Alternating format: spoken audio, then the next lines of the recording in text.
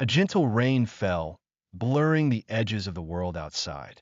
A hand reached out, fingers splayed against a backdrop of swirling water, a silent plea to alter destiny. The scene shifted, revealing a figure poised to strike, a woman held captive, the rain a constant, melancholic witness to the violence. A sigh escaped the lips of the captive man, his face etched with a weariness that transcended the downpour. The woman's eyes, wide and fierce, stared back, reflecting the storm. Her grip tightened on a blade, the metal glinting ominously in the dim light.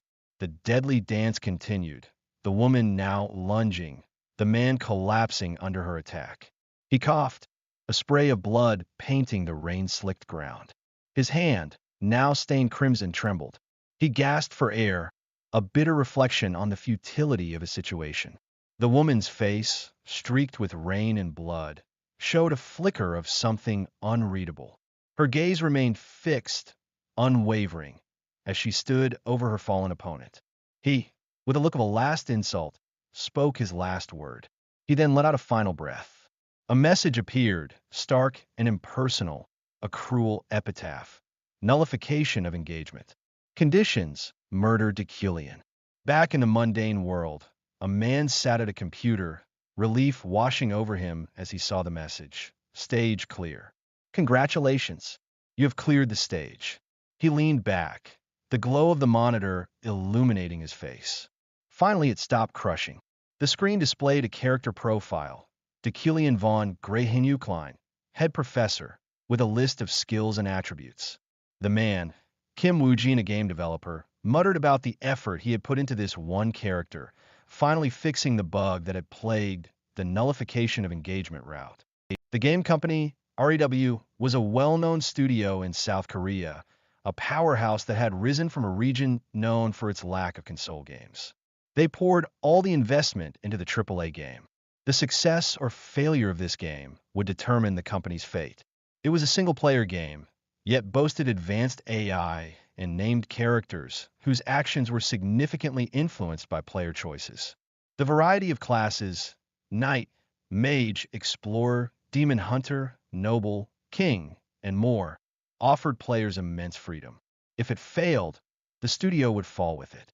The developer decided he had to check characters one more time. Deucalion was the reason why he had been doing overtime for many months.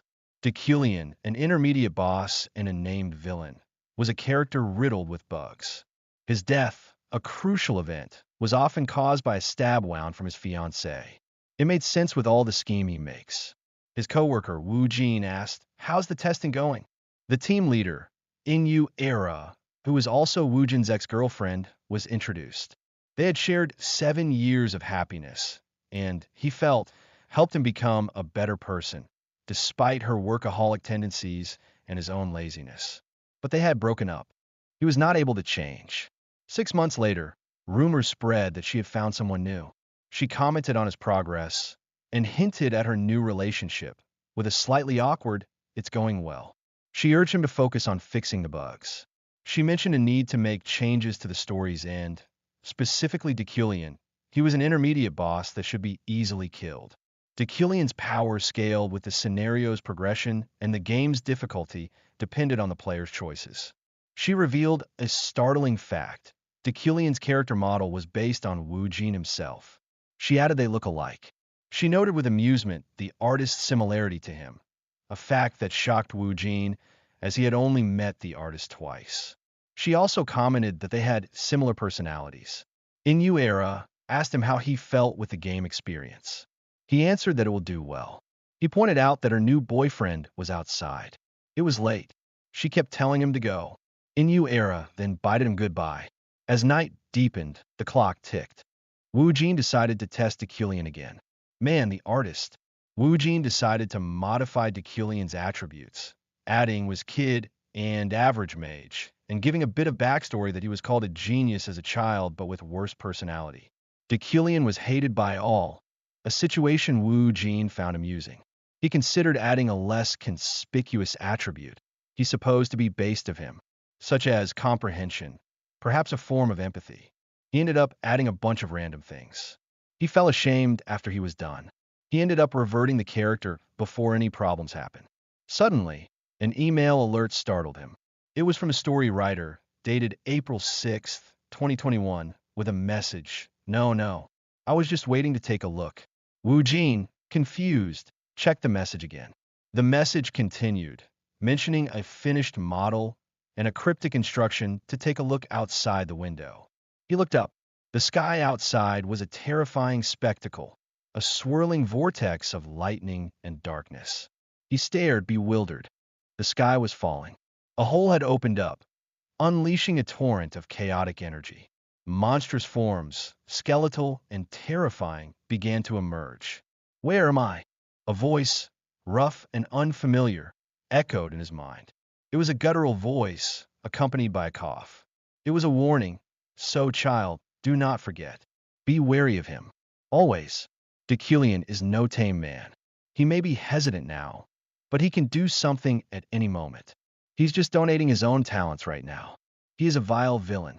A woman's voice yelled for Deculian to get up, her tone sharp and demanding. Deculian's eye opened. The woman, furious, berated him, questioning his humanity. He had a realization. It had been a few days since he had possessed this body. It still felt like a dream. The woman, accusing him of shaming the household, ordered him to get up. She left some paper before she stormed off. After that strange sky appeared, he had woken up in this strange body, in a strange place. A week had already passed. He was in the world of the game he had made. The familiar scenery confirmed it, and he had become the worst character in the game, the one fated to die, no matter what. He became the villain, Deculian. A week had passed since his arrival, the opulent bedroom of Yukline Manor a constant reminder of his new reality. He stretched, still finding the luxurious surroundings surreal. The initial shock had faded, replaced by a reluctant acceptance of his bizarre predicament. He wondered if this was some sort of afterlife, a consequence of the strange lightning strike. Whatever the cause, one thing was clear. He had become Deculian von Grehenuklein, the villain of the game he was developing. Deculian, the middle boss, was the root of all problems, a source of pain for countless characters. He was the villain. A major issue loomed. He had no idea where he was in the game's timeline. All he knew was his current mana level, and even that was useless without knowing its depletion rate. He tested all the game routes thousands of times, but only survived once. He served his purpose as the middle boss. He picked up the documents left by the woman who had berated him earlier, titled Professor Deculian of the Imperial University, Basic Understanding of Magic and Mindset Toward Mana.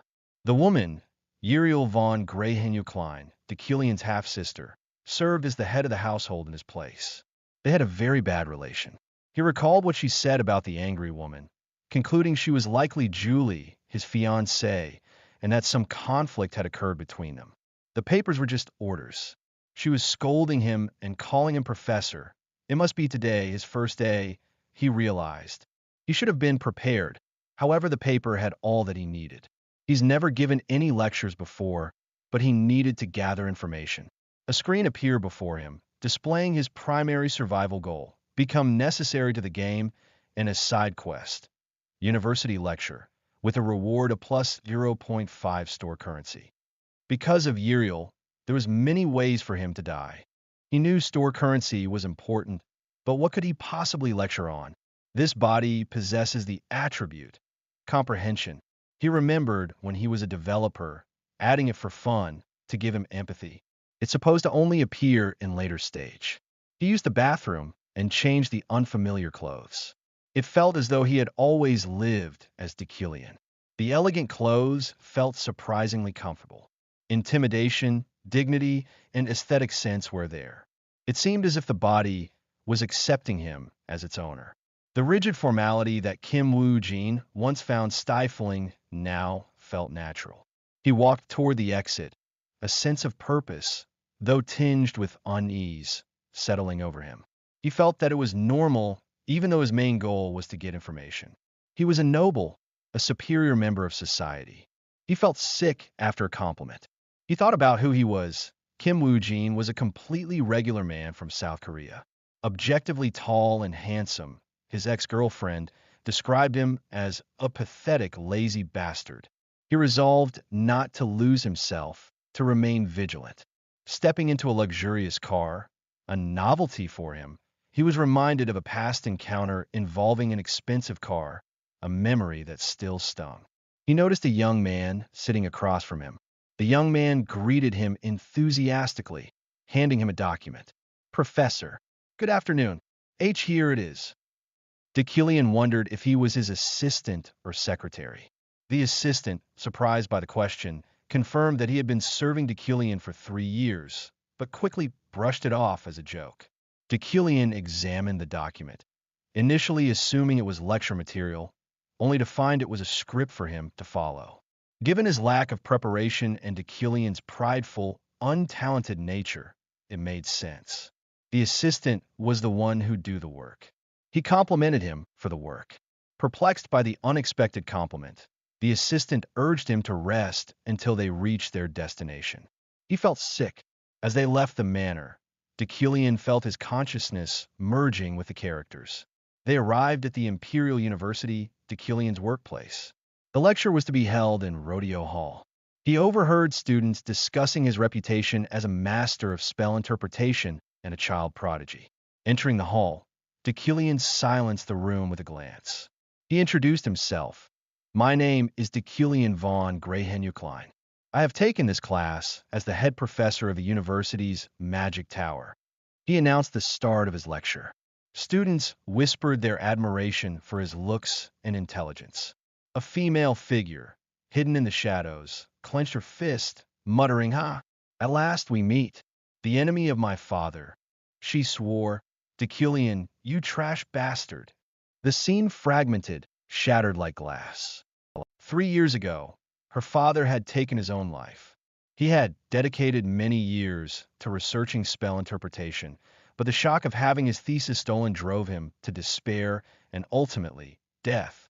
The culprit, known as the genius spell interpreter, was none other than Deucalion. The image of Deucalion, once admired, shattered into fragments in her mind. Powerless at the time, she had lost everything after her father's passing: her noble status, her family's house, and their territory, leaving her an orphan. Consumed by grief and rage, she vowed revenge. Through sheer determination, she managed to enter the Empire's Royal University, where Deucalion was a professor. She knew his spell interpretation skill was a sham, a stolen legacy from her father, a truth that fueled her burning resentment. She was fuming, how he ruined her family. His arrogance, his undeserved position, infuriated her. She yearned to expose his lies and bring him down, but knew she needed to bide her time, to prepare for the perfect moment of retribution. Deucalion, meanwhile, began his lecture, commanding silence with a single word. He reintroduced himself as the head professor of the Magic Tower, a monarch mage capable of controlling elements, noting that the monarch was the 4th rank among mages. He launched into an explanation of magic, outlining the 3 attributes and 9 types, concepts presumably familiar to his audience. The attributes, he explained, were the origins, the source of magic, encompassing elements, materials, and objects.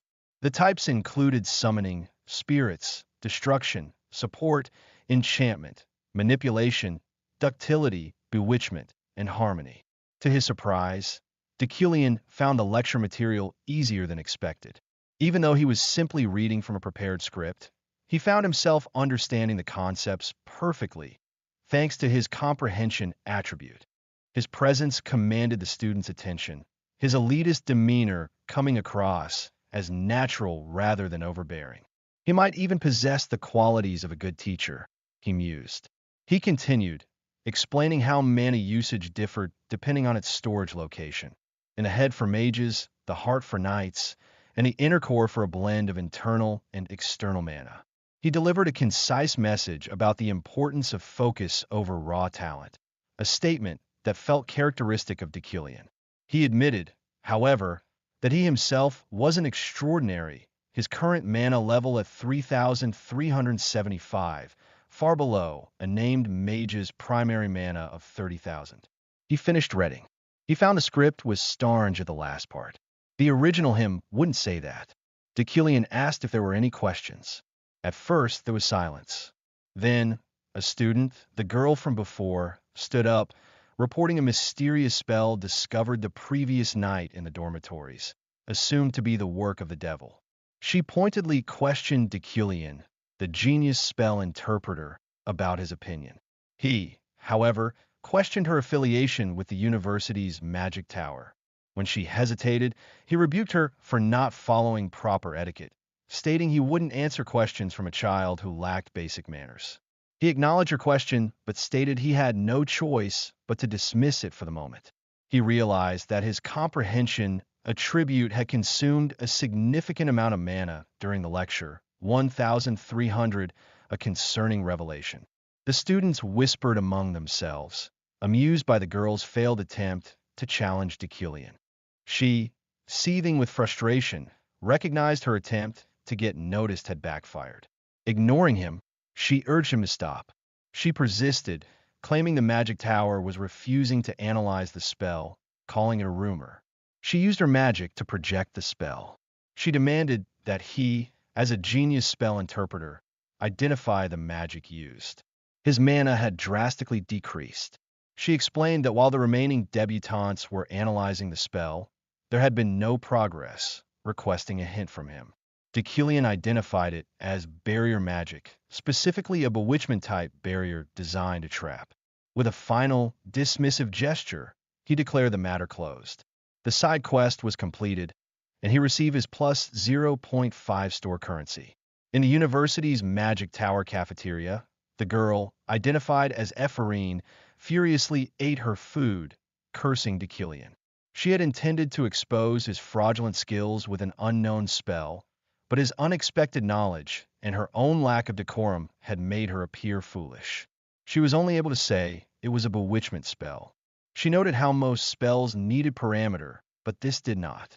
She had brought the unknown spell, which was drawn on the dormitory's front door, intending to expose Deucalion. Another student approached her.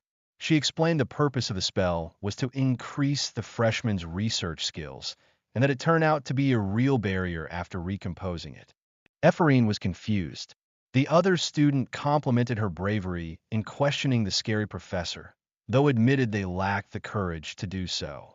When she realized the magic was indeed a barrier, and he knew, she was shocked. The student thanked her, promising to include her name in the report. Ephorine, realizing she had inadvertently helped improve Deucalion's reputation, despaired. Deucalion's lecture topic for the semester, Understanding Elemental Magic, was revealed. She thought, know your enemy and you will win. Deucalion's words echoed in her mind, serving as a stark reminder of the challenge ahead. She needed to remain steadfast. She vowed, once again, to expose him. Deucalion walked through the university halls, a sense of unease settling upon him. The recent confrontation could have ended badly. He realized that his comprehension attribute had activated involuntarily when he looked at the spell, draining a significant amount of mana just by observing the intricate, tangled lines of the spell circle. He wouldn't have been able to understand, even with double mana. He was saved. He unexpectedly encountered a woman with white hair and light eyes, a character he recognized from his countless hours spent in front of a monitor. It was Julie von Deafraden, his fiancée, and a named character destined to become a pinnacle of knighthood. He felt uncertain on how to deal with this unexpected encounter. He greeted her with a curt, "Fine, let's say." Julie asked if he has been fine, despite the broken promise a week ago. He feigned ignorance, having no memory of any promise. He felt he should just avoid it, but she stopped him, questioning if he was running away, like before. She wouldn't let him go. Deucalion, admitting a lapse in memory due to a past fever, inquired about the nature of the promise. She proposed a deal. If he confessed his pretense and arrogance to everyone, she would be with him, even if the world crumbled. However, his distrust was evident. He gave her permission to leave. She looked away. Julie departed, leaving Deucalion to reflect on their broken engagement, an event orchestrated for convenience. The union of Deucalion, a talented mage, and Julie, a talented knight, was seen as beneficial for both political and bloodline reasons. Nobody opposed to the marriage. It was for the good of the household, even if loveless. However, both families soon realized that Deucalion's supposed talents were non-existent. He had risen to the position of professor through lies, claiming to be a genius of spell analysis. After some incident, the fall of the whiz kid, he produced no accomplishment. The Yucklines and Fried Inns tried to keep it quiet, not wanting their flaws exposed to the public. Julie could tolerate a loveless marriage, but not the deception, a conviction rooted in her knightly code. He had agreed to her terms. She would not keep the deal until the very end. Deucalion continued his walk, this time toward the Magic Tower, the top department in the best university in the game. It held a position akin to Seoul University's medical school in Korea, with the Magic Tower itself comparable to Seoul National University Hospital. He admired the campus's well-maintained beauty, reminiscent of an American college campus. He reflected on how his team had spent countless nights creating this atmosphere, a bittersweet experience to witness in someone else's body. He stumbled, quite literally, bumping into a young man in a hurry. The young man, apologizing profusely, explained he was rushing to see his professor. Deucalion recognized him as the same student who had delivered the lecture script earlier, though he initially mistook him for an ambush. Introducing himself as Alan, not Zorro as Deucalion had mistakenly called him, he presented a list of sponsorships for new mages. The Magic Tower, like research facilities in the real world, required funding for magical development. Professors sponsored new mages they deemed worthy. Examining the list, Deucalion noticed a name shining in gold, a consequence of his own wealthy magnate attribute. This rare attribute, coupled with sharp eyesight, provided him with an intuitive understanding of profitable ventures. The golden name, he surmised, represented a potentially lucrative investment. Several other names also stood out, but one shone the brightest: Ephraim Luna. She was a main-named character, one of the developers in charge of modeling her, had her father killed by him. However, Ephraim had no sponsorships. Everyone was wary of what Deucalion might do if they sponsored her, given that she was his enemy. If he allowed events to unfold as they did in the game, the nullification of engagement would lead to his death. He was trapped by the villain's fate, a destiny where the world wished for his demise, but what didn't kill him made him stronger. Deucalion knew he could die in countless ways: a sword to the heart, a wand to the head, poison in a wine glass, a bomb. To survive, he needed to make a different choice, one the original Deucalion would never have made. He started writing. He instructed Alan to submit the documents and to borrow a few books, intending to begin writing immediately. Alan departed. Deucalion determined that he needed a lot of money to survive, as it could overcome many of the death routes. Investing in a mage was one way to get it, but that was not enough. There are many named characters that will try to kill him.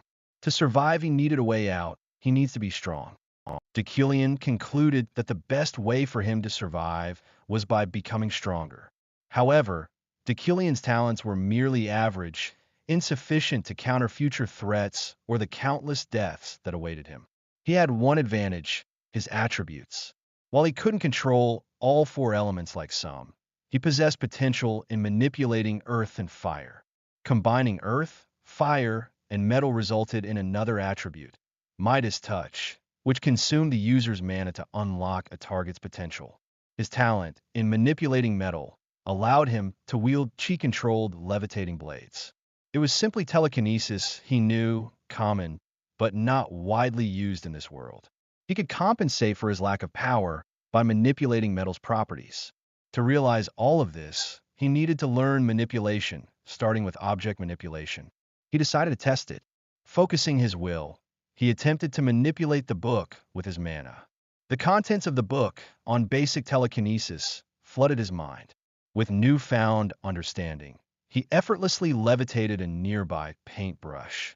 Now, he had memorized basic telekinesis and did not need to cast it. Something he saw only on the game screen was happening. However, even with high-ranking telekinesis, he knew he wouldn't reach the level he desired. He considered a radical idea: What if he covered his entire body with magic circles? In this world, larger magic circles were stronger. So imprinting them across his body, not just his brain, but his heart and inner core, could amplify his telekinesis, using the comprehend to understand it. Of course, there was a risk of overload and side effects. But the attribute this body, called Iron Man, allowed him to withstand such effects. His current mana level, at 800, was sufficient for a taste. He pushed and tested his new skill. He began, and a searing pain engulfed him, as if his bones were breaking and his muscles tearing. He endured, refusing to yield, a steadfastness befitting a noble. The pain ended, and he felt utterly drained, his mana depleted to a mere 1/3,375. Yet, he had gained something. A magic circle now adorned his shoulder. He estimated it would take 2 weeks to cover his entire body. A month passed since Deucalion's seminar, marking the first day of his lecture at the University Magic Tower. The upperclassmen had told a different story, wondering if the classes were all like this. The students had been tasked with studying in an element-rich area, using signboards. They were left to struggle, questioning the professor's whereabouts. Ephorine, among them, grumbled about Deucalion's irresponsibility. She was suddenly bumped into by another student. Ephorine, startled, demanded to know who it was, only to be further shocked when the student vanished before her eyes. The student, revealed to be Sylvia von Josephine Ilade, reappeared, startling Ephorine again. Ephorine didn't recognize her. Sylvia, using her magic, she built a monument of rock and ice. Ephorine remembered someone from House Ilade was involved in an incident 10 years prior, where the Ilades, fearing her father and her potential, surrounded and threatened their manor. How could Sylvia not remember her? Sylvia started absorbing mana, puzzling Ephorine. Sylvia was taking mana and absorbing the elements. She was absorbing everything Ephorine has been gathering. Ephorine was confused. She remembered. Pretending not to recognize Ephorine, she asked, "Miss Sylvia?" Sylvia, seemingly smug, claimed Ephorine was trying to steal her spotlight after threatening her family and using magic to force her to drop. Ephorine could not make of who she was talking about. Ephorine did not know Sylvia, but know her father, the deceased former noble, a fact that infuriated Sylvia. Another student intervened, witnessing Sylvia's aggressive display. Sylvia, enraged, demanded that Sylvia repeat what she had just said, her magic flaring. Sylvia, enraged by Sylvia's words, unleashes a torrent of green energy, knocking her to the ground. Sylvia is shocked. A sudden explosion of fire and debris erupts. Another student is sent flying, crying out in pain. Amidst the chaos, other students inquire about the injured and the cause of the disturbance. Sylvia, still seething, demands Ephorine to stop her. Repeating what she has said before, she accuses her of insulting her father, threatening to end her. Ephorine, however, is distracted by a strange, dark light emanating. This void-like phenomenon alarms the other students, who recognize it as a dangerous and indiscriminate force. It's revealed to be the result of Sylvia's and Ephorine's clashing mana, now sucking in everything around them. Warnings are shouted about an impending explosion, with the metal fragments becoming deadly projectiles. Ephorine, stunned, observes the sudden cessation of the dangerous phenomenon. Deucalion appears, his levitating blades having neutralized the threat, freezing the exploded fragments in place. The students, awestruck by his timely intervention and display of power, are mesmerized by the beauty of his magic, recognizing it as enchantment magic. The frozen metal shards form an intricate structure. Deucalion ends the lecture, ordering everyone except those involved in the commotion to leave. Ephorine, realizing the gravity of the situation and her own vulnerability, dreads the upcoming disciplinary meeting. The scene shifts to an interrogation room, where Deucalion is greeted by Professors Retlon and Reelin, and the chairwoman, Adeline Sigillian Adeline, questions who dare to harm a lady of House Ilade, accusing a lowly one not attending the academy.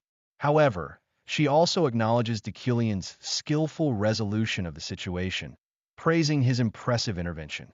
Deucalion, seeing through her apparent flattery, understands that the disciplinary meeting's outcome is predetermined, favoring Sylvia, the daughter of the influential Elade family, over Ephraim, a commoner. He knows he must manipulate the situation to his advantage, driven by his own survival instincts and the looming villain's fate. The disciplinary meeting between Ephraim and Sylvia officially begins. Professor Reelan admonishes them for the conflict, stating someone could have been hurt if not for Deucalion's intervention. Ephraim, unable to reveal her true motives, remains silent, aware that Deucalion is observing her. She reflects on Sylvia's disdain for her father and her inability to speak freely in front of Deucalion. The professors mock Ephraim's perceived inferiority complex. Ephraim feels humiliated by their disregard. Sylvia claims the argument stemmed from an accidental destruction of her work during class. The professors, biased against Ephraim, accuse her of anger management issues. They call for Ephraim's expulsion, emphasizing the need to punish such behavior. Ephraim, enduring insults and feeling isolated, realizes there is no one to protect her. She bitterly blames Deucalion for her predicament. Adeline appears to have orchestrated the opinions. She asks for Deucalion's opinion as a witness. Addressing Ephraim, Adeline suggests the incident is over, questioning her perceived fault. Sylvia is taken aback as Adeline repeats the question. Deucalion, questioned by Adeline, claims he could have prevented the incident but chose not to, wanting Ephraim to face greater trouble. Ephraim is again confused. Deucalion adds that, in the context of the lecture, it's Ephraim's fault and asks Professor Reelan to take the blame. Reelan naturally refuses, but finds Deucalion's defense, even though he was defending Sylvia. Ephraim is starting to feel the hope of support. Adeline states that no disciplinary actions will be taken, deciding to let the debutante's first clash slide.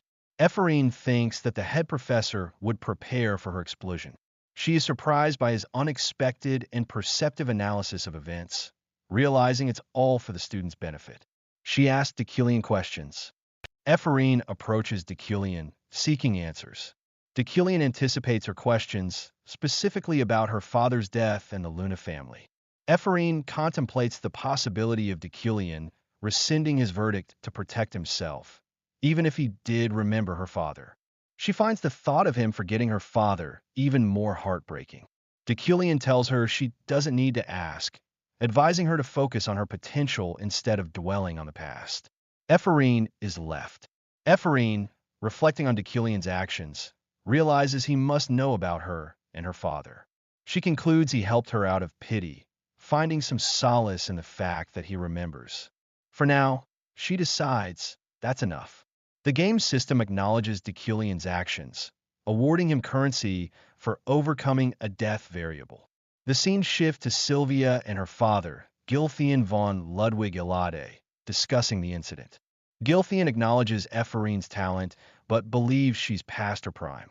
He recalls meeting Ephraim and her father 10 years prior, during the aptitude exam, recognizing their potential to become archmages. He remembers that Ephraim family was from their fief. He expresses his ambition to make Sylvia an archmage, a being beyond the Emperor's reach, one of only 3 in any era. He reveals his plan for Sylvia and Ephraim, descendants of the Elade and a collateral Luna family, to compete for the remaining archmage position. He admits to driving Ephraim's father, Kagan Luna, to suicide solely because of Ephraim's potential. Sylvia, while ambitious, claims she was merely unlucky in the recent incident, dismissing Ephraim's threat. Gilthian warns her to be wary of Deucalion, a genius who could soar high. Sylvia acknowledges Deucalion's cleverness in thwarting her trap, which would have caused Ephraim's mana to vanish and explode upon contact. Despite his awareness of magical observation, Deucalion forced a compromise, saving Ephraim while feigning ignorance of Sylvia's actions. Sylvia is starting to question his true nature. A few days later, at Deucalion's manor, he is getting ready. Deucalion prepares to depart, reflecting on his decision to support Ephraim, removing a death variable and gaining store currency. He acknowledges Ephraim's hostility and the possibility of Sylvia holding a grudge. He is determined to avoid social events, but recognizes the need for store currency to access the shop. He decides to seek out named characters at the Flower of the New Year event. Arriving at the event, Deucalion is greeted. He is surrounded by high-ranking nobles. Among them, he recognizes Yahello, a character he modeled himself after. He affirms his decision to attend. He encounters various nobles eager to interact with him, including one who retracts an earlier statement upon realizing Deucalion's identity. Another noble, Sir Ganesha, mentions Deucalion's feats, offering a dinner invitation, which Deucalion subtly deflects. Deucalion considers befriending Ganesha an important turning point in the story. He searches for a specific individual, the adventurer Ganesha, the fifth strongest character in the early story. Deucalion continues his search for Ganesha, knowing she must be nearby. He finally spots her, a woman with red pigtails, dressed as an adventurer. He needs to act quickly. Yahello, Deucalion's university peer, approaches, surprised to see him. Yahello inquires about Deucalion's research, hinting at rumors of stagnation and doubts about his abilities. Yahello, once close to Deucalion, now harbors jealousy and resentment after losing the head professor position. Deucalion dismisses Yahello's taunts, recognizing them as pointless provocations, though not entirely untrue. He realized Ganesha has vanished. He is annoyed, blaming his conversation with Yahello for the missed opportunity. Yahello calls him. Deucalion starts to insult him for wasting his time. Deucalion, focused on finding Ganesha before she leaves the continent and becomes unreachable, is further frustrated. His plans have been disrupted. Amidst the bustling event, people wonder where Deucalion has gone, disliking the constant attention. Deucalion is surprised. To his astonishment, he finds Ganesha standing before him. She claims to have been looking for him, having heard he was searching for her. Deucalion is puzzled by their seemingly pre-existing acquaintance. Ganesha playfully admits to getting lost and apologizes for a past mission, offering the advance and cancellation fee as compensation. It appears they have a history related to commissions. Ganesha apologizes for failing to bring a magically talented child as requested. She explains she grew attached and couldn't hand the child over. Deucalion recalls Ganesha's previous statement, realizing it was a veiled threat. He understands she repeat what he did before. Ganesha, with a pointed question, challenges Deucalion about his current lifestyle. Deucalion remembers that before taking over Deucalion's body, the original Deucalion had accepted the useless, destroyed trust, and harmed many for his own fame. He declares his intention to live differently. Deucalion, unexpectedly, expresses no desire to kill her, surprising Ganesha. He dismisses his concerns as excessive, given her past actions. Deucalion reflects on Ganesha's immense power, capable of killing with a single strand of hair, her mastery of all martial arts, and her invincible body. He realizes that, had he not possessed Deucalion, he would likely have sent an assassin after Ganesha, only to have the assassin, and possibly himself, killed. Having achieved his goal of making connections, he prepares to leave. She assures him there will be no assassinations or deaths, a statement Deucalion finds classless. Deucalion contemplates using the Yuckline family's power and the Adventurers Guild to pressure Ganesha, but worries about unforeseen consequences. The game system informs him that a death variable has been avoided, awarding him store currency. He hadn't realized he was in danger. He can't stay longer. Julie's relative, Rayleigh, appears, questioning Deucalion's presence at the event, which she also dislikes. She asks about Julie, concerned about rumors surrounding Deucalion. Julie is far away. Rayleigh, make a comment about it, knowing Deucalion. Ephraim wonders. He hears people whispering about him. Deucalion is walking away. People speculate that Deucalion left early due to disharmony with Julie. Kim Woo-jin, his past identity, is oblivious of it all. The game system confirms the completion of the side quest, awarding him store currency.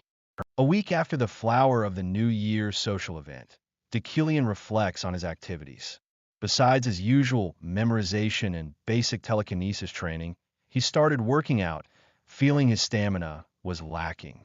This stems from the near-death experience of engraving magic circles onto his body.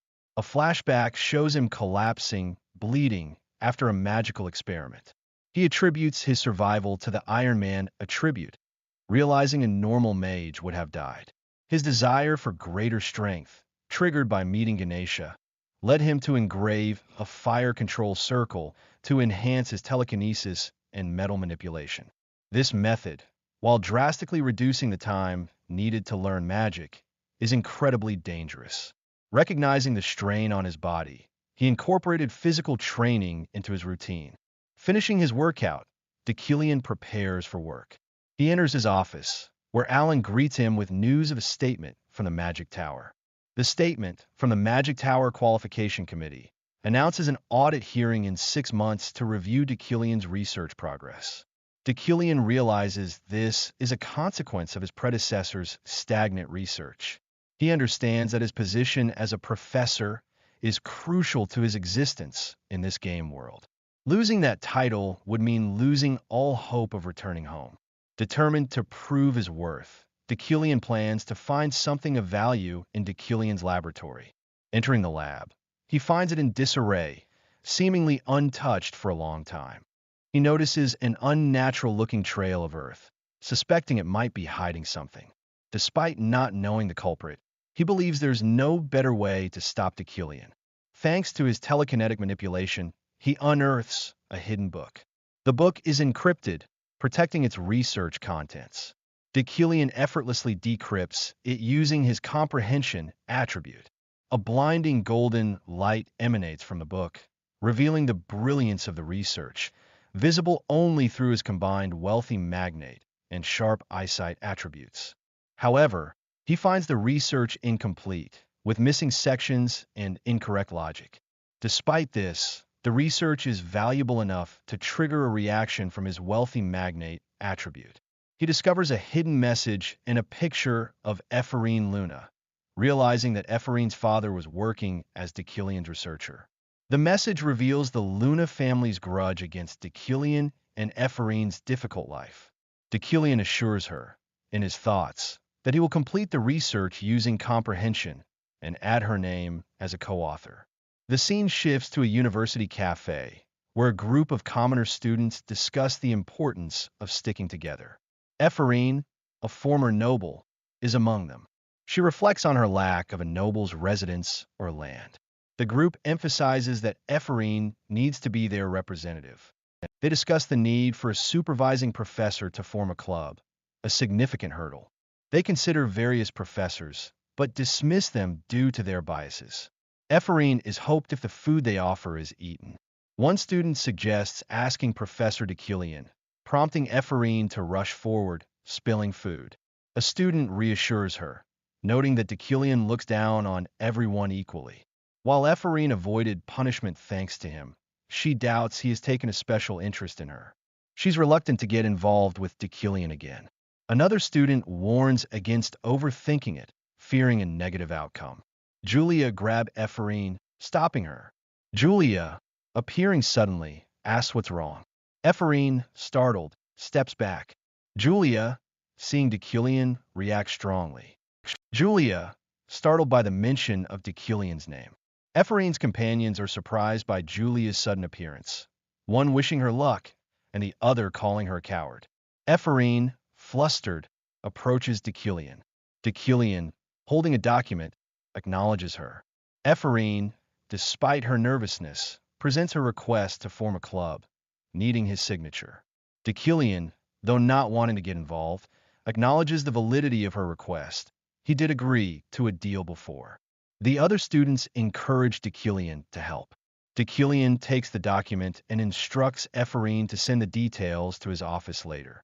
Ephraim, surprised, accepts the document. Deucalion seemingly signed it. Ephraim is shocked by the easy success. The scene shifts to Deucalion's lecture on the understanding of pure elements, the building blocks of all magic. Ephraim ponders Deucalion's motives, wondering if it's guilt or sympathy. knowing he caused her father's death. She dismisses his kindness as fake. A classmate asks if Ephraim is all right. Ephraim finds her classmates annoying. She noticed Sylvia and remembers their encounter. Ephraim feels frustrated to be hated by her. The other students comfort her and tell her to focus in class. Deucalion explains that magic circles have reasoning in each stroke, but his lectures are different. He demonstrates how an ignition spell's color can be changed by adding strokes to the circle, explaining that these strokes determine the flame's color. He presents the topic of the day, flowing fire. Ephraim's initial assumptions about Deucalion's lectures being mere self-aggrandizement are proven wrong.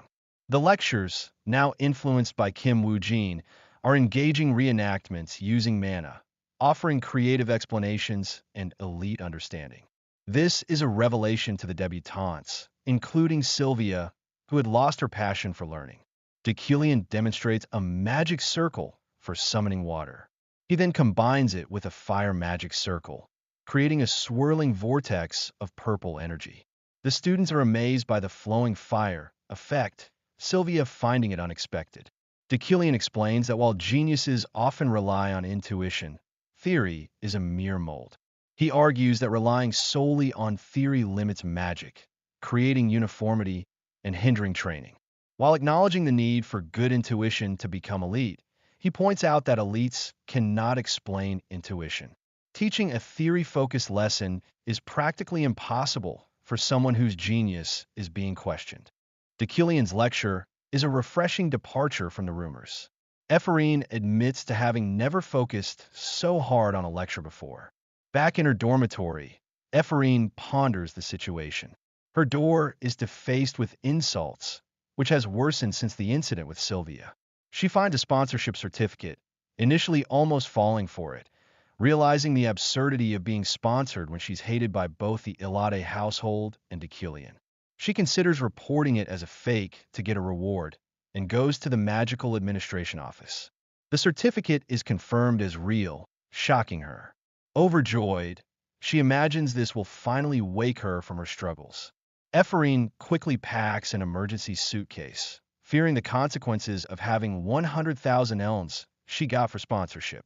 She worries about the staff she thinks is weird. She falls, hurts herself, and realizes she hasn't fully awakened from her troubles. However, the recognition of her talents and the world's continued kindness give her hope to persevere. Uriel, Deucalion's half-sister, questions an informant at the Yucline Manor about Deucalion's activities. The informant confirms that Deucalion is heading to the Schatzenjewel auction. Uriel is frustrated, recalling Deucalion's past extravagant spending and fearing he'll cause another financial disaster. She vows to punish him if he creates further problems. Deucalion, meanwhile, arrives at the city of Teuton's Schatzenjewel auction, determined to acquire a specific item. He reflects on his need for metal to compensate for his lack of talent in telekinesis, his chosen magic. He currently uses wood steel, but it's only a temporary solution. He knows the item he truly needs will be available at the auction. Inside the VIP waiting room, Julie unexpectedly appears. She's surprised by his presence. Julie turns to leave, only to be addressed by Deucalion. He greets her, thinking about this unexpected encounter.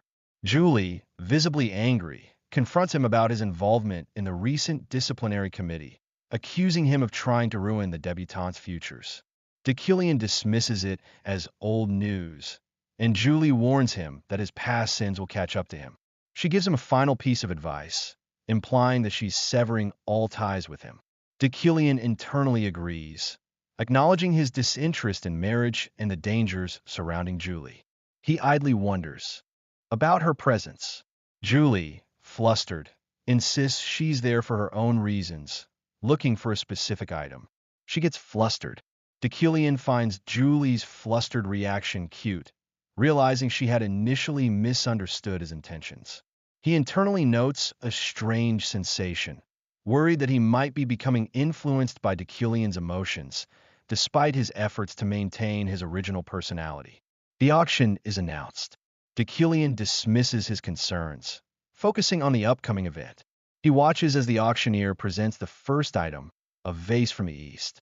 The bidding begins, and Deucalion recognizes a light emanating from the vase, similar to the one he saw when examining Ephorine's papers.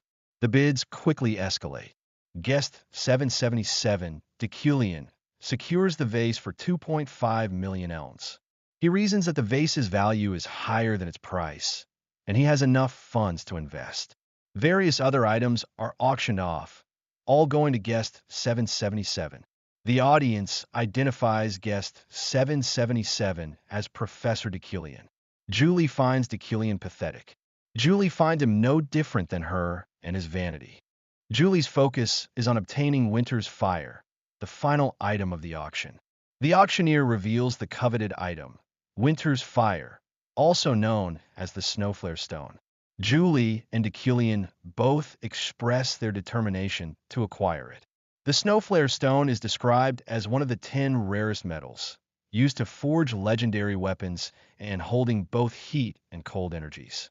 Julie and Deucalion are resolved to get the item. Bidding starts, escalating rapidly into the tens of millions. Julie successfully bids 30 million elms. However, guest 777, Deucalion, immediately outbids her with 31 million. Julie, shocked and frustrated, questions Deucalion's actions. The crowd speculates that Deucalion is buying the Snowflare Stone, used for crafting swords, as a gift for his fiancée. They further suggest he deeply loves his fiancée, since he could have simply allowed her to buy it. Julie, confused, wonders if she's been competing with herself. Deucalion states that even if he's interested in it, he can't ignore something she is also interested in. The Snowflare is rare, and who knows when it will show again. Julie begins to be concerned. Each of them must get that stone. The auctioneer announces the final bid for the Snowflare Stone, 42 million elms. The winner is revealed to be guest 777, Deucalion. The audience is abuzz, commenting on the excitement and competitiveness of the auction and Deucalion's success. One remarks that Julie's brother was out of line, while others speculate that Deucalion is working hard to give his fiancée a gift. Julie, dejected, realizes Deucalion has achieved his goal. She bitterly reflects on how, once again, she's repeating the events of the previous year, having never desired such extravagant gifts. A flashback reveals Deucalion's past attempts to woo Julie with lavish gifts, claiming he could provide anything for her. He boasted of his greatness, which only served to humiliate Julie. She pointedly reminds him that he already knows what she truly desires. Another flashback shows Deucalion and Julie facing each other at imposing gates, where he demands to know what she wants from him. Julie's actions, leaving the room and ruining her own engagement, stem from her rejection of his materialistic approach. However, Deucalion is not completely fixated in the past. Rumors circulated that Julie, though dignified, begged for Deucalion's affection and was promised a knight position in return, rumors that Julie herself propagated to tarnish her image. Julie wonders if Deucalion's actions are meant to make her return to him, finding the notion foolish. She realizes she can't love him, no matter how hard she tries. Even in this renewed confrontation, Deucalion's actions surprise her. He pointedly asks if she also wanted the Snowflare Stone, provoking her anger. To Julie's shock, Deucalion apologizes. She is left stunned, and he dismissively departs. Julie is flustered. She wonders the reason of his apology when he do not do that. Julie's sister, Josephine, arrives, urging her to get in the car. They drive away from the auction house. Deucalion reflects that Julie likely wanted the Snowflare Stone for herself, and he's frustrated that no death variable appeared despite their conflict. Back at the Yucline Manor, Deucalion is greeted by the staff. They inquire if something happened, as Uriel arrives, furious about Deucalion's extravagant spending. She accuses him of taking money intended to pay for the mines.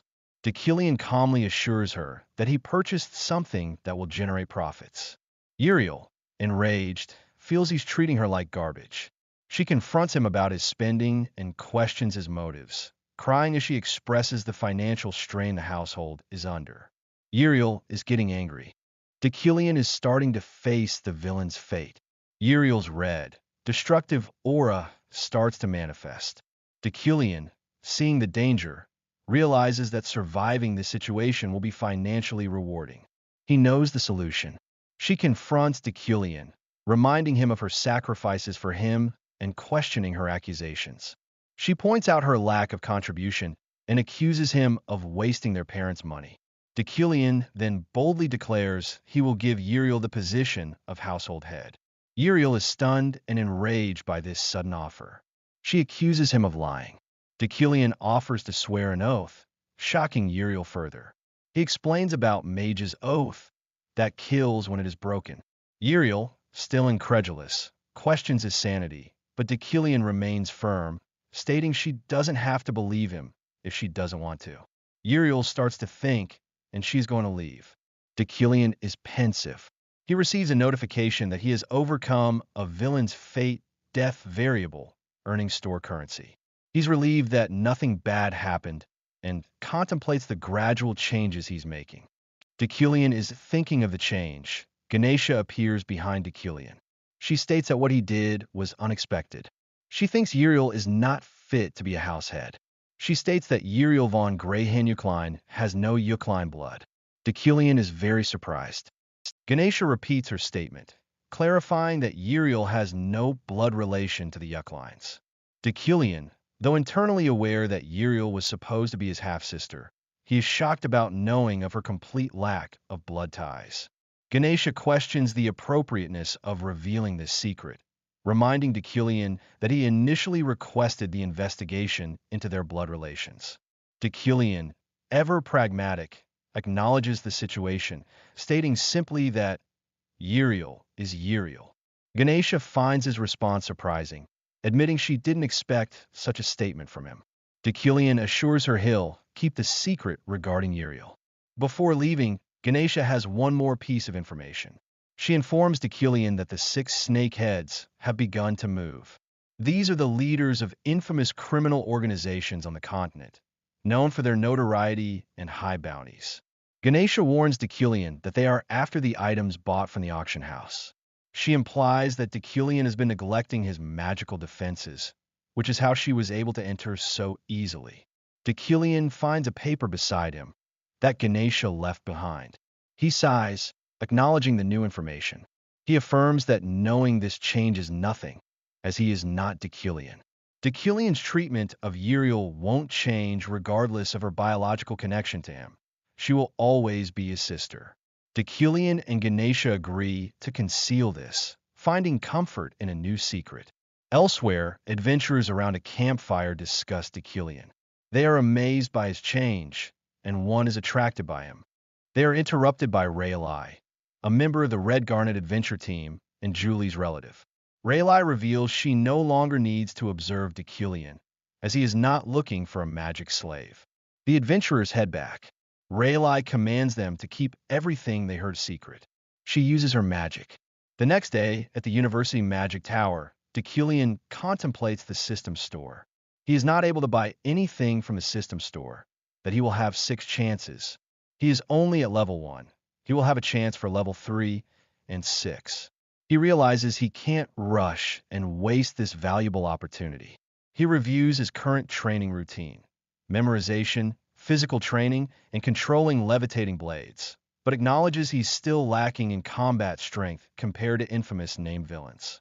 He concludes he needs improvements in mana quality for growth. Alan, Deculian's assistant, enters with a report. He advises Deculian to be careful, presenting a wizard journal. The journal contains a wanted poster for Lockhar, a wizard killer. Deculian recognizes Lockhar as the greatest danger to mage players in the early game. While a normal mage wouldn't pose a threat, Deculian sees this as a potential opportunity to earn currency. Deculian dismisses Alan, instructing him to head back to the library. He then asks Alan if he intends to become an assistant professor.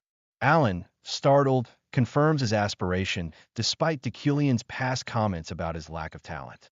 Deculian, seeing Alan's earnestness, gives him a bangle engraved with the Yukline emblem. Alan is grateful.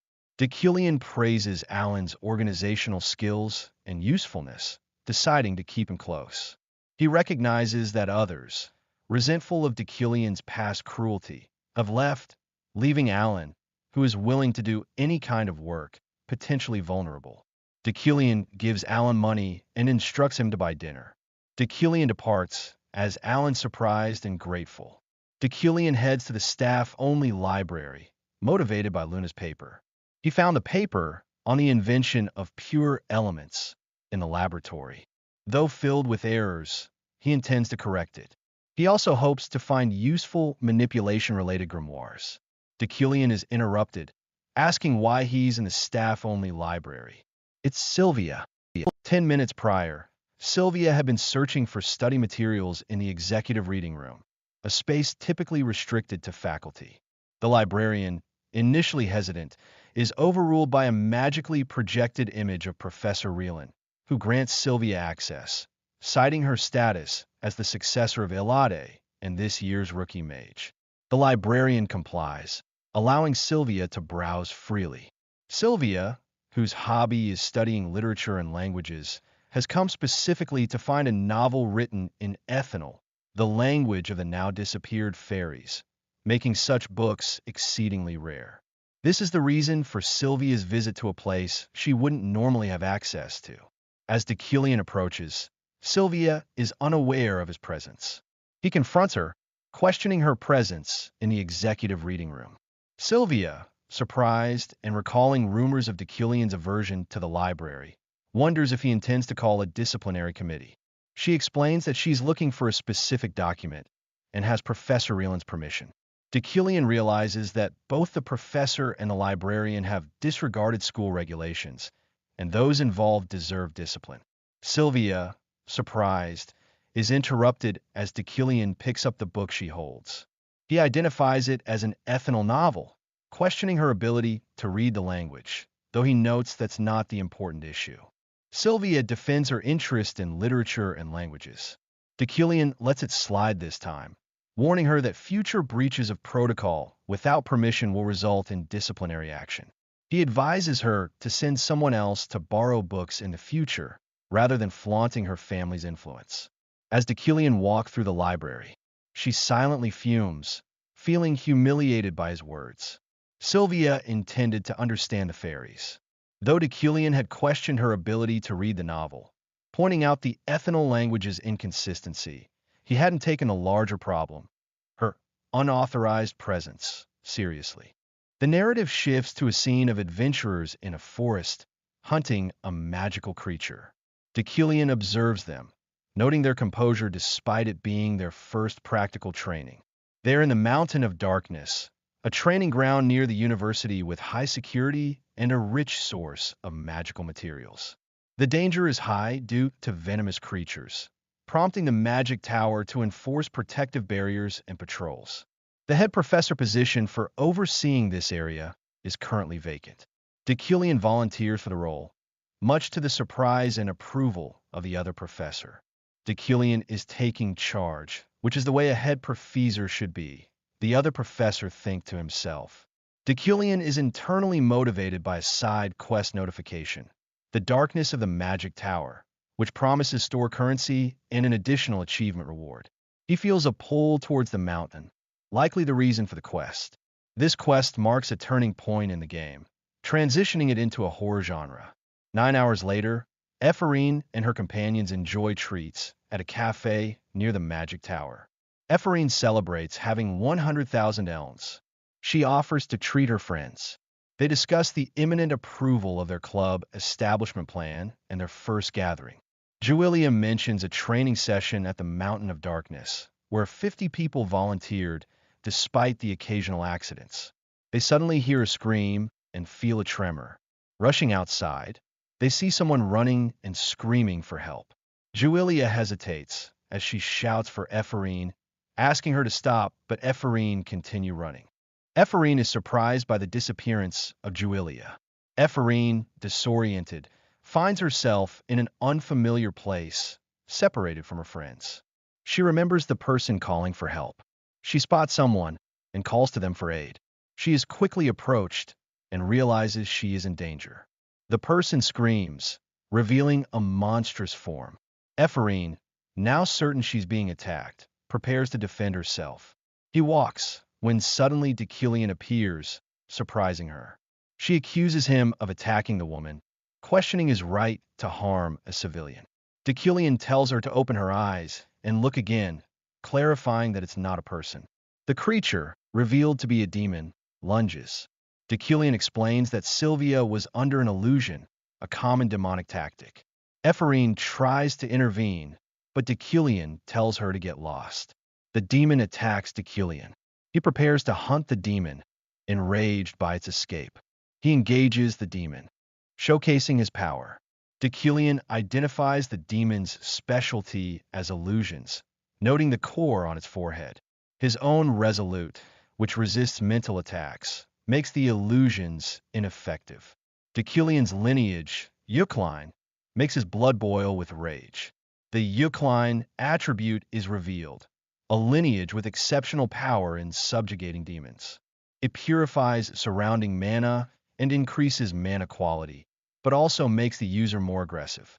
The legacy of the Yukalines, known for hunting demons since ancient times, manifests in Deucalion. He vows to kill the demon. Deucalion's rage intensifies. He completes the side quest, earning store currency, defeating the first demon, and unlocking the Yukline attribute. Deucalion insults it and then kills the demon. He is shocked by the demon's appearance. He thinks the appearance of the demon is a signal, a sign that the game without the player is beginning. The scene opens on a university building. Ephraim, having been rescued by Deucalion, wakes up in the clinic disoriented. She vaguely recalls being in the woods, but struggles to remember the details. A nurse explains that a demon appeared in the mountain of darkness, and Ephraim was bewitched and passed out. She was found and brought to the clinic. Ephraim learns that Professor Deucalion saved her, much to her chagrin. She's informed has been at the clinic for 36 hours, realizing it's Wednesday. Ephraim is late. She sees her two friends. Ephraim rushes to class, barely making it in time. Julie spots her and is concerned. She was at the clinic and Ephraim was not awake. Ephraim and Julie learn that there will be a special class today. Deucalion enters with Alan, carrying a box. Ephraim wonders who is he. Deucalion announces that Alan will be his teaching assistant. The students are surprised, as Deucalion was known for teaching alone. It's speculated that becoming a teaching assistant is a way to build one's resume, though unlikely with Deucalion. Ephraim is reminded of her father's inability to become a teaching assistant at 30. She questions Deucalion's sudden decision to take on a mage as an assistant. Deucalion announces that today's lecture will be based on experience. Students, including Sylvia, are given a 3-hour task with a timer. Ephraim thinks of her father's inheritance, finding a similarity in the bracelet to Deucalion. She questions her father's relationship with Deucalion and his recent generous actions. Ephraim feels she must finish the task. Sylvia completes the task in a mere 25 minutes and 15 seconds. Her peers praise her speed, noting it hasn't even been 30 minutes. Alan and Deucalion watch. Deucalion permits Sylvia to leave. Ephraim witnesses this. Sylvia, though relieved, is filled with hatred toward Deucalion. Ephraim struggles to get tasks done. Deucalion starts to dismiss all the students one by one. After 3 hours, Deucalion calls for Ephraim to leave. She announces that she has done 4, then collapses, desperately trying to come up with a solution. She berates herself for being worse than Sylvia and failing to accomplish anything. Ephraim feels stupid, recalling her past failures and inability to compete. He remembers her. That has been 5 hours and 47 minutes. Deucalion, still present, asks how long she intends to make him wait. He criticizes her for breaking down over an easy assignment and failing to finish in time. He emphasizes the importance of remaining cold and logical, even in the face of ridicule or being surpassed. Deucalion declares that Ephraim will never reach his level with such a weak mind, expressing his disappointment. He leaves. Ephraim, stung by his words, sits alone. She repeats the statement, finding Ephraim better than this. Ephraim is fuming. A green power emerges from the bracelet, with a green aura. Ephraim is determined, her anger fueling her resolve. She declares she'll do it, no matter what it takes. Deucalion reflects on the recent events, believing the effort spent on Ephorine was a necessary cost. He needs her to grow stronger for the challenges to come. The appearance of the demon on the Mountain of Darkness signifies the imminent beginning of the main quest. During the age of overwhelming evil, characters with a good alignment will appear, and among them will be a stronger Ephorine. While she currently lacks mental fortitude and a mage's sensibilities, Deucalion anticipates her overcoming these weaknesses and experiencing significant growth, a growth that could potentially threaten him. However, Deucalion, a firm believer in self-reliance over fate, is confident he can prevent that. His personality wouldn't allow a newcomer to surpass him. Ephorine opened the door and exited the class. He pauses, noticing something. He examines the completed assignment from Ephorine, noting the time it took, 6 hours and 25 minutes. He acknowledges her flaws as a non-academy graduate, but also recognizes the high quality of her results, worthy of first place. This completes a side quest, awarding him store currency. Now that Ephorine has returned, Deucalion decides to head back to his residence. As he walks, he's intercepted by a large, boisterous man. It's Zeit von Bruggenfreden, Julie's older brother, and a powerful figure ranked above even Ganesha in initial combat strength. Deucalion wonders about Zeit's motives for seeking him out, suspecting it might be related to Julie's Snowflare Stone. He internally braces himself, unsure if this encounter constitutes a death variable, though he has no particular animosity towards Zeit. Zeit, with a jovial demeanor, expresses concern over Deucalion and Julie's recent interactions. He proposes a dinner arrangement between them, seemingly friendly for now. Deucalion agrees readily. Zeit, pleased with the quick decision, promises a menu tailored to Deucalion's tastes and assures him he'll handle the arrangements. Deucalion realizes Zeit orchestrated the encounter, leaving him no room to refuse. Zeit holds his household in high regard, and Deucalion understands that interfering with his plans could be dangerous. The next day, at the Frieden household, Julie vehemently objects to the dinner. She expresses her hatred for Deucalion and her busy scheduled training nights, leaving her no time for such a meeting. Zeit dismisses her protests, calling her sulky over a mere snowflare stone. Julie, becoming angry, Zeit suggests Deucalion bought the metal, which is only used to forge weapons, to give to her. He adds that if he were to offer it as a gift, she would break the engagement. Julie, frustrated in Zeit. He insists she think carefully, reminding her that there's no place for emotions in politics. He questions whether she has any romantic attachments, which she denies. Julie denies Zeit's suggestion. He prepares to leave, instructed her to be on time, and to resolve any issues then. They meet, and a clash of swords ensues. Julie finds herself on the defense. Varen, Julie's subordinate from the Order of High Cane, she apologizes for her disrespectful behavior. Varen, however, clarifies that he doesn't find Julie abominable, but finds it unreasonable for the residing head to push for her marriage with such a man. She is told to not talk ill of Deucalion. Julie assures that it does not matter, as she is okay, as Varen is silent. Julie, ordering Varen to get ready, prepares to return. Varen is lost in thought, reflecting on how he's found a way to prove his loyalty. It's something only he can do, and he intends to make Julie happy. Deucalion, having finished organizing the items he acquired at the auction, prepares to equip Rufarin's ring, which aids in mana recovery, and the ancient rune necklace, capable of storing mana. He plans to store the remaining items in a vault, following Ganesha's advice to avoid theft. However, a problem arises. The most important item, the Frostflame Stone, isn't behaving as expected. While he anticipated difficulty using it immediately, he's surprised that his telekinesis has no effect on it, suspecting the stone's mana is resisting his magic. He spent a lot in it. He recalls reading something relevant during his library visit. The concept of communion, a process of taming a famed sword by forming an understanding with the sword itself. Deucalion decides to try. Deucalion reaches out. An unexpected surge of power occurs. He places his hand on the stone, and it is successful as he achieves 0.1% comprehension, increasing his mana by 300, but estimates it will take at least a year at this rate. Deucalion questions if this slow progress is the best he can do currently, before deciding it's time to prepare for his upcoming outing. He reviews his schedule, noting the dinner arranged by Zeit. This event, along with the looming death anniversary scheduled 3 days later, weighs on his mind. Deucalion arrives at the restaurant Von Meschel, noting that Julie, having left before him, should already be inside. Zeit greets her, complimenting Julie's appearance. Deucalion is surprised to find that it is beautiful. Deucalion notes Julie's beauty, contrasting her usual armor. He is proud of her effort. Another individual arrives, accompanying Julie to pick out her dress, Rylan. Deucalion realizes he hadn't noticed Rylan because his focus was on Julie. He wasn't expecting to see her there.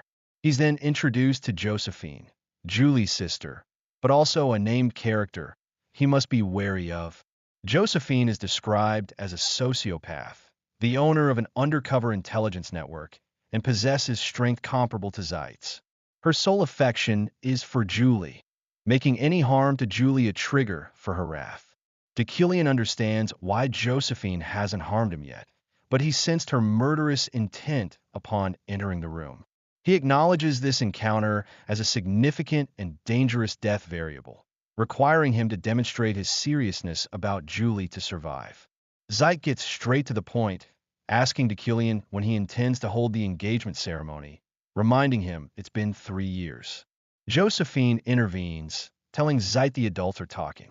Deucalion is ready to respond. Deucalion is about to answer, but Zeit interrupts.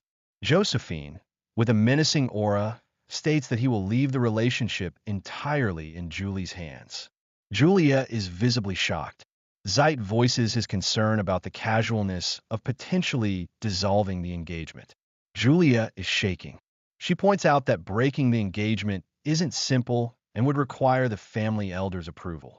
Julia addresses the family head as she requests a private conversation between the two of them. Zeit agrees, and they leave. Deucalion wonders what game he is playing, and wonder then Josephine, holding a glass of wine, is secretly using her power to spy on them, as she heard Julia asking, "What do you want?" Julie reiterates her question, demanding to know Deucalion's true desires. Deucalion realizes Josephine is eavesdropping behind the door, likely with Josephine's knowledge, her laughter earlier being a cover for a wiretap. He sees this as an opportunity. If he can convince Josephine that he genuinely loves Julie, he might be able to overcome this death variable. Deucalion begins to speak, addressing Julie directly. He claims to have spoken his truth, much to Julie's confusion. He asserts that he cannot dissolve the engagement at will, and there's nothing either of them can do, as things have progressed too far. Julie, growing impatient, questions his methods. Deucalion reminds her that before their engagement, she used her connections to force it, promising compensation to his family's elders. He addresses Julie up again. Julie yells, finding fighting dangerous. She accuses him of forcing her to stop pursuing the Imperial Order and suggesting she take up leadership of the Order of Hadekane, which is supervised by the Yuckline family, spreading rumors about her when she refused. She is furious, wondering if this behavior continues. Deucalion acknowledges knowing all of this, how he manipulated Julie into staying, committing unforgivable acts. Julie, understanding Deucalion's hatred better than anyone, declares she won't fall for his tricks. Deucalion admits he knows he's been holding Julie back, acknowledging the wrongfulness of his actions. Julie is listening. He points out that her older sister and brother have also gone too far, and if it weren't for family reputation, they would have no reason to oppose dissolving the engagement. As Josephine listens, Deucalion adds to it. Deucalion says Julie must leave her family to pursue her dream of becoming a defender. He then, disarmingly, states that he possesses neither honesty nor loyalty, shocking Julie. He admits to being the opposite of the human qualities she strives for, making him unsuitable for her. He proposes they continue their engagement, but never marry, freeing her from the tangled web of interests, though he wishes he could set her free. He offers her the use of his name until her preparations to manifest her dream bear fruit, promising to wait and maintain their engagement. Julie, stunned, questions his sudden change of heart. He claims he's not expecting anything, only that she show him her smile once a month. He declares that this is all he wants. Julie is flustered, as Josephine as well. Deucalion admits he was simply saying what Josephine wanted to hear to avoid death variables. However, he acknowledges Julie's adorable reaction and admits she's won him over with her embarrassment. Julie is furious, telling Deucalion she would not fall for his schemes. She thinks the words are embarrassing and hope that he is honest. Then she wants to see it for a little longer. The scene concludes and Deucalion is shown at the Fried-In household. He successfully avoids the death variable, earning store currency. 3 days pass quickly and the death anniversary arrives. Deucalion walks through a cemetery, the atmosphere stirring emotions. The sunset casts a glow on the weeds and tombstones, a place that holds memories, not for Deucalion, but for Kim Woo-jin. A flashback reveals a conversation between Kim Woo-jin and his team leader, Yahello, about adding an Easter egg to Deucalion's background. Yahello suggests fleshing out Deucalion's backstory, with the author's permission. Woo-jin dismisses the idea, arguing it's pointless and would increase their already heavy workload. Yahello insists it's important, emphasizing their dedication to the game. Woo-jin relents, though he questions the relevance since it's unrelated to sales. Yahello considers a good idea. Woo-jin reflects on Yahello's past enthusiasm for fun ideas, wondering what she found so interesting about Deucalion's bereaved past fiancé. He questions if it was for their team members or an easy way to take care of the people around her, and what joke was placed as an Easter egg and made her laugh. Back in the present, at the cemetery, Deucalion seeks traces of Kim Woo-jin's memories to understand the situation better. He ponders whether Yahello's actions were brilliant or cruel. He finds a tombstone inscribed with Yahello von Fergie's Mahinicht, and wonders why she had her name engraved there.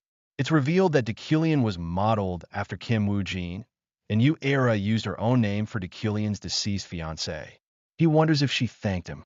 Deucalion kneels, touching the tombstone, overcome with emotion as memories of Yahello flood his mind. He remembers her praise, her warmth, her love, and the 7 years they spent together. These are his memories of her. Suddenly, Deucalion is attacked. A voice calls him a filthy mage, and Deucalion, though emotionally shaken, regains his composure. He recognizes his attacker, a familiar face, Lockhart, also known as the Wizard Killer. Lockhart, a mini-boss villain exclusively for mages. Lockhart's ability is magic nullification, making him a natural enemy of mages. His attribute has no restrictions beyond physical contact, rendering magic unusable within his range. Lockhart boasts about his magic immunity, as Deucalion dodging his attacks. While most mages would fear Lockhart, he declares Deucalion to die. He strikes, making Lockhart falls. However, Lockhart's attacks are meaningless to Deucalion. Deucalion, empowered by his Iron Man attribute and recent improvements in mana quality, finds the fight surprisingly easy. The mana improvement applies to a larger range and to his routine. He taunts Lockhart, realizing that the quality enhancement affects his overall being. Lockhart falls. Deucalion overcomes the death variable, earning more store currency. He acknowledges that his improved mana quality extends to his attributes as well. While he initially believed Iron Man alone would suffice, the trait strengthening made the fight easier than expected. Lockhart is shocked and is unable to erase the mages. Lockhart rants and calls him names, accusing Deucalion of being a traitor. Deucalion recognizes Lockhart's intense rage and unique ability, realizing he is dealing with an apostasy, a member of the Red Film race. Lockhart is in disbelief at how the mage knows that. Deucalion explains that the Bloodshroud race, named for their birth appearance, are descendants of demons. They hide their identities throughout the continent and are fundamentally opposed to mages. Just as magecraft was created to combat demons, The conflict between mages and the Bloodshroud race was central to the game's worldview and a major plot point. Deucalion stands over the defeated Lockhart. Because of their ancestry, the Bloodshroud race lives are endangered. Deucalion suspects a cleansing is underway. He expresses understanding for Lockhart's plight and the oppression his people have faced, but points out that killing an innocent mage would make Lockhart a monster. Lockhart angrily demands silence, telling Deucalion to kill him. Deucalion states that he is Yuckline's Deucalion. Deucalion surprises Lockhart by stating his belief in the Bloodshroud race's innocence. Lockhart accuses Deucalion of acting pretentiously before killing him. Deucalion counters that the only time he's lost his dignity was facing a demon, an instinctual reaction ingrained in the Yuckline bloodline, hunters of demons since ancient times. He questions if he lost composure or wavered at Lockhart's provocations or acted berserk. He declares Lockhart human, a statement representing true, noble dignity. Deucalion tells Lockhart he can trust him. Inspector Ropa arrives and kicks Lockhart. Deucalion instructs Ropa to stay still and let him be arrested. Ropa praises Deucalion's kick. Deucalion says it is fine and to leave him be. Deucalion uses his magic. Ropa marvels at the magic, noting that magic handcuffs are useless due to magic neutralization, suggesting steel wire instead. Ropa notes Deucalion is early and he thought he was just patrolling. Ropa states that they received a report and asks Deucalion if he made it. Deucalion denies it, suggesting someone else overheard the commotion and reported it. Deucalion orders Ropa to leave. Deucalion is relieved to avoid bloodshed, knowing traces of era remain. He reflects that he didn't want to hurt anyone. The next day, a meeting is called in Birched, the first in 15 years, taking place at the Yuckline Estate's training room. Deucalion, shirtless, opens with a parchment. Uriel, his half-sister, comments that since he does not care, she had to come herself. She questions his disregard, reminding him of his family responsibilities as the residing head. Deucalion reads from the parchment, mentioning the recent demon incident at the Mountain of Darkness, prompting Birch to summon the mages for discussion. This triggers the main quest, Birch's Call. He has to travel to Birch in a week, accompanied by one guard, for a total of 2 people. Uriel asks if he needs a guard, and suggests Jeff. He dismisses Jeff because he is now more accustomed to driving. Though she thinks he can't travel unguarded, Uriel feels confident in his abilities. Uriel says that the journey to Birched is one where his life can't be guaranteed. Deucalion asks if she's worrying about him, and she responds not to say something so gross, since she is yet to receive the residing head position. He will leave the decision to her. Deucalion leaves the guard issue to her, asking her to commission it to a trustworthy place. At the order of Freehame's post, knights are training, with Julie overseeing them. A supervisor observes the training. Varen asks the supervisor what he should do. The supervisor is shocked by Varen's murderous aura. He tells Varen to make some noise as he moves. The supervisor mentions a large commission that has come in for their order, but he is bothered and uncertain whether to accept it. He tells him to not worry, to not share his concerns, especially not with her. The commission involves guarding Deucalion, specifically the entire train, though it's clear the task is being downplayed.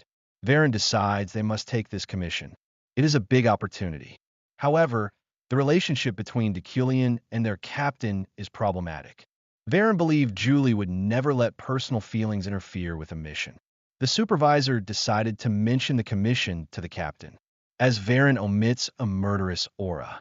Birched, the name of the Alpine region in the northern continent, located at an altitude of 3,500 meters, is also the dwelling place of mages called elders.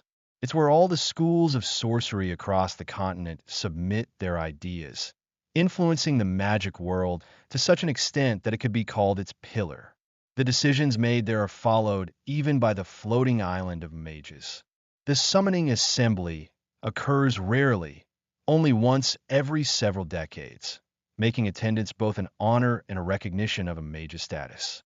Yet, a summon from Birched is also known as a mage's grave. At the train station, on the platform for the train to Birched, The servant confirms that Deucalion has made thorough preparations. Julie spots Deucalion arriving. Deucalion, accompanied by Alan, comments on the snowy weather, despite it being April. He thanks Alan for coming all this way, and introduces Julie, informing her that the Order of Freeheim will be responsible for guarding the first half of the train. Julie, flustered, promises to do their utmost to ensure a comfortable trip. She remembers Her's promise. She recalls his request for her to smile once a month, and Julie struggles to decide how to smile. Supervisor, watching, is impressed by Julie's dedication despite her loathing for Deucalion. Varen approaches, introducing himself. He explains that he has been tasked with guard duty, surprising Deucalion, who expected only the two of them. The servant reassures Deucalion that Varen is a skilled individual, recognized by their whole order. Deucalion acknowledges Varen's skill and uses sharp eyesight to assess him, finding no special energy. He concludes he might be overthinking it. As most mages are accompanied by an escort, there's one assigned per cabin, and Varen will take charge of Deucalion's. Deucalion expresses his trust, wishing them a safe trip. They depart, with Julie struggling to maintain her composure. The supervisor is confused. Deucalion smirks, having kept his promise. Several hours later, on the train, passengers are settling in. Varen advises Deucalion to sleep, as they have several hours ahead. Deucalion briefly drifts off, as Alan also dozes. A summon from Birched is known as the Mage's Grave for a specific reason, contrasting with its image as the pillar of the magic world. It's because of the unexpected event that occurs every time the Birch summoning assembly takes place, the train attack. Safely navigating this event, one of Deucalion's many causes of death, is a game of wits. One could buy information about which train would be attacked from dark connections. The original Deucalion would have done that. However, that's not possible now, because he cut off all such dark connections after possessing the body. He has made several preparations for protection, including acquiring the legendary martial arts techniques of Estran, using comprehension. Flashback to when he first invited Alan to Birched, as he is free to refuse. Alan, who is emotional, happy, is told if snot runs down his nose he will not be taking him. In present, Alan sleeps soundly, despite causing a fuss earlier due to excitement. Deucalion finds it unexpected that Alan came despite knowing the danger, perhaps indicating greater ambition than anticipated. The train speeds along the tracks. Another station, most of the people departed. Alan and Deucalion take a seat. With this being the only station left, Deucalion wonders if he picked the right train, as nothing has happened so far. He reflects on his thorough preparations, including enhancing George's suit with Midas Touch to increase its defensive capabilities. He also strengthened the wood-steel shuriken and applied Midas Touch to the various wood-steel spread around the inside of the train, and even to Alan's clothes, improving the integrity of their protective robes. However, his heavy use of Midas Touch has left him with little mana, making him wonder if it was a waste. He reassures himself that preparations are best, hoping for continued peace. The train continues on its journey, before an explosion rocks the train. The scene shifts to a flashback, a few days before Deucalion's departure. Sylvia and her father discuss the numerous assignments at the Magic Tower.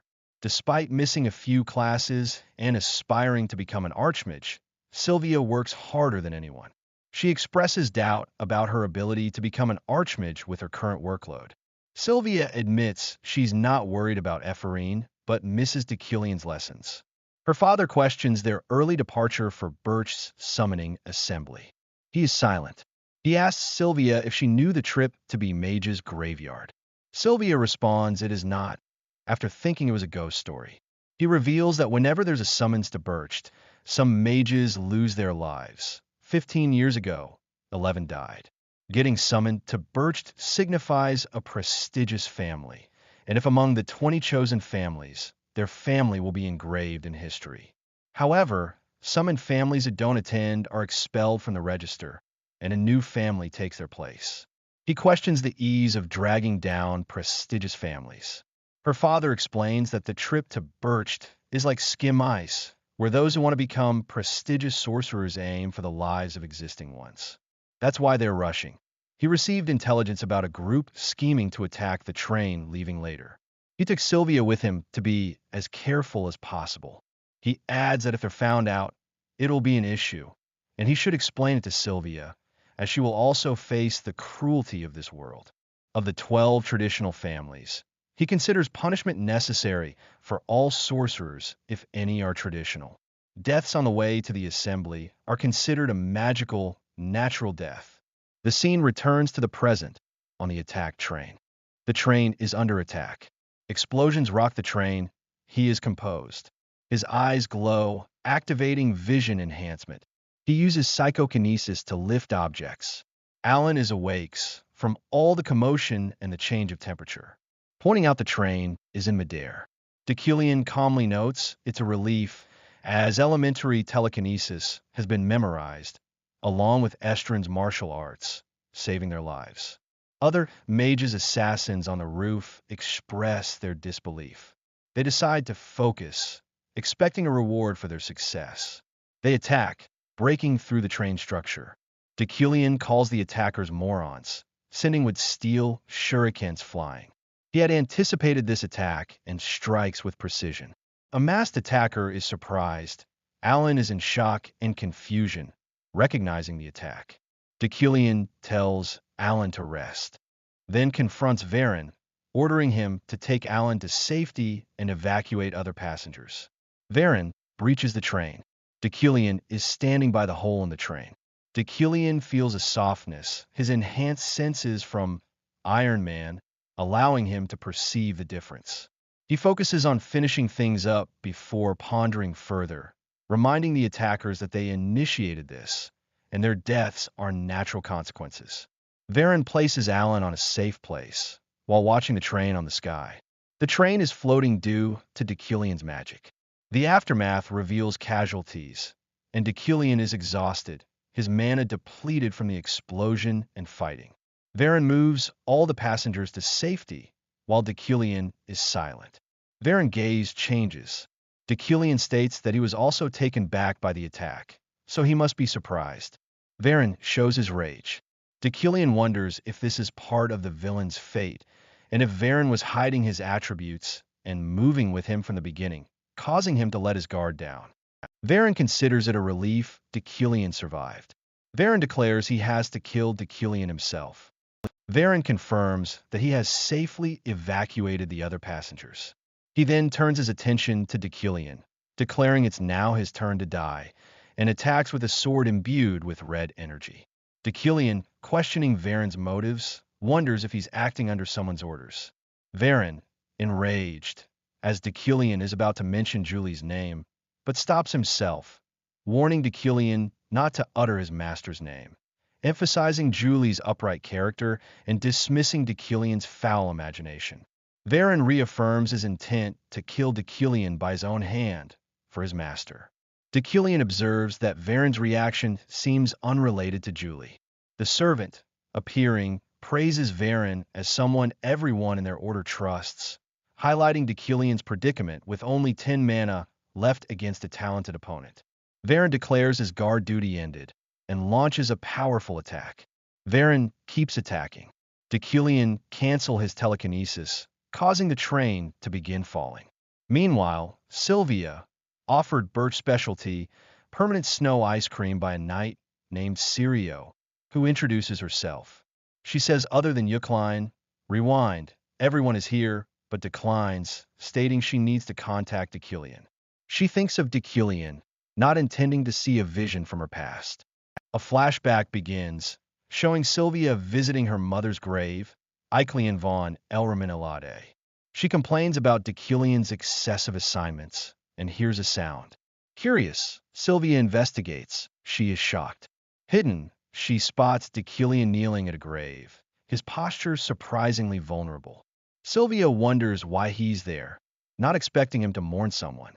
Approaching, she realizes he's crying, a stark contrast to his usual cold demeanor. She sees the tears. The sight fascinates her, as the arrogant professor reveals a hidden emotional depth. His tears, like shooting stars, linger in her mind. She is speechless. She remembers her father's claim that he knew someone was going to attack the other train. She finds the memory of Deucalion's tears. Inspired by Deucalion's past lecture, Sylvia decides to experiment, using a mana stone as a medium. Combining magic's three attributes, she achieves primary colors creation, creating a small bird. She names it Swift and commands it to fly, observing its flight. Back in the present, the train is still damaged. Deucalion is injured, though the train thankfully didn't crash completely. He attributes his survival to Iron Man, though he suspects broken bones. Varen attacks relentlessly, surprised that Deucalion is still alive. Deucalion counters, using protective chi. Deucalion mocks Varen's persistence. Varen attacks. Deucalion manages to dodge, recognizing Varen's strength. Deucalion recognizes the resolute attribute, maintaining mental power throughout battle.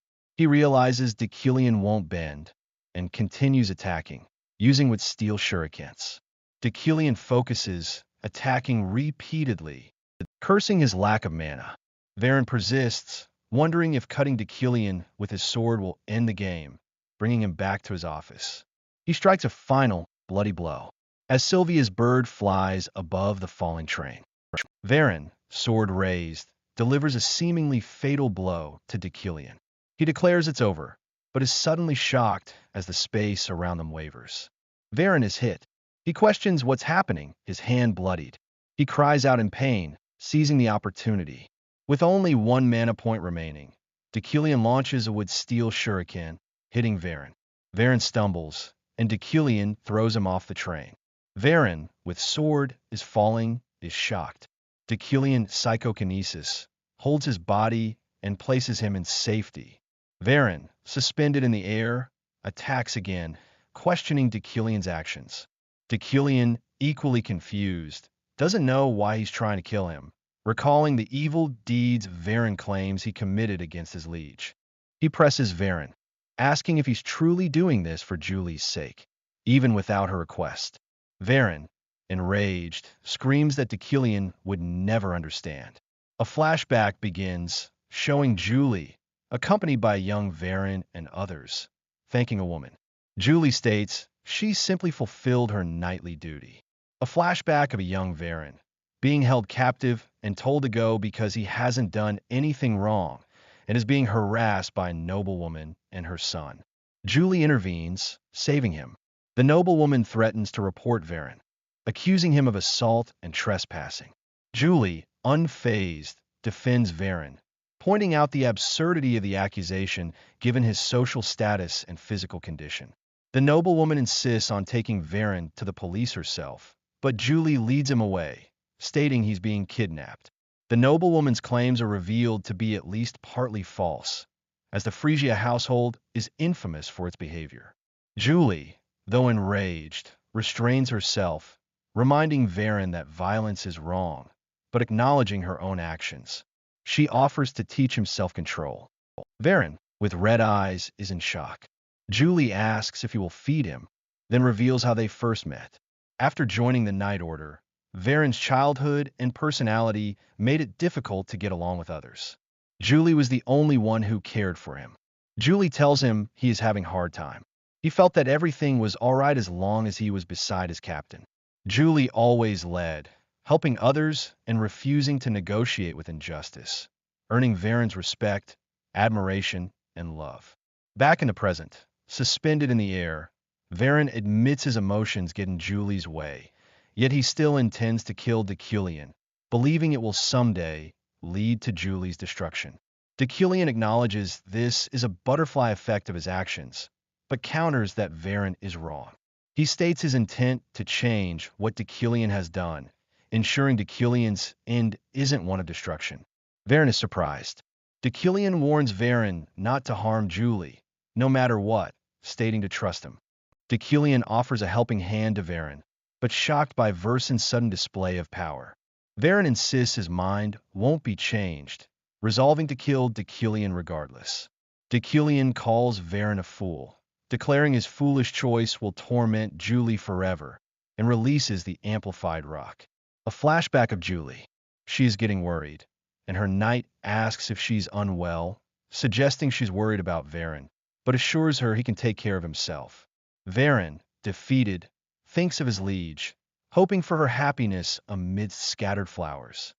Sylvia's magical bird, Swift, flies above the destroyed train. Below, Deculian stands, having killed Varen. It's clarified that Varen initiated the attack, and Deculian acted in self-defense. Sylvia's assistant finds her, urging her to return as the assembly will begin soon. Sylvia, thinking of Deculian, wonders if he will arrive on time. Lilia Freemian, vice chief of the Security Bureau, arrives, confirming there was an explosion and attack, though it's a common occurrence near the Birch Summoning Assembly.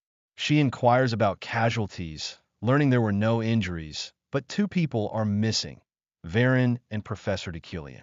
She's directed to a survivor, Alan, for details. Alan, still unconscious, is questioned. He recounts being saved by a knight, with the train being midair before falling, and believes the assassins launched a second attack. A photo of the damaged train, suspended in the air, is presented. Lilia is astonished that someone raised the entire train with magic. She's informed that Varen is dead, having tried to kill Deculian, who survived. Lilia receives telepathic messages. She spots someone approaching. It's Deculian. Deculian reflects that, without the strange phenomenon, he would have been killed by a knight, not some unnamed assailant. Now he would be at the bottom of a cliff, instead of his attacker, and unable to believe his powerlessness. He wonders who helped him. Lilia greets Deculian and introduces herself, stating she has questions. It's 3:30, giving Deculian 6 hours. She confirms these are formal inquiries. When Deculian states that there's more way to get to the assembly, Lilia adds, and that there are road and sea routes. She requests Deculian listen to the end and asks about Varen. Lilia and another person are shocked as the 2 on the train are stating the probability of Deculian having used acceleration magic. She comments on Deculian's high mana consumption, blocking the train derailment, fighting assassins, and using high-level acceleration magic.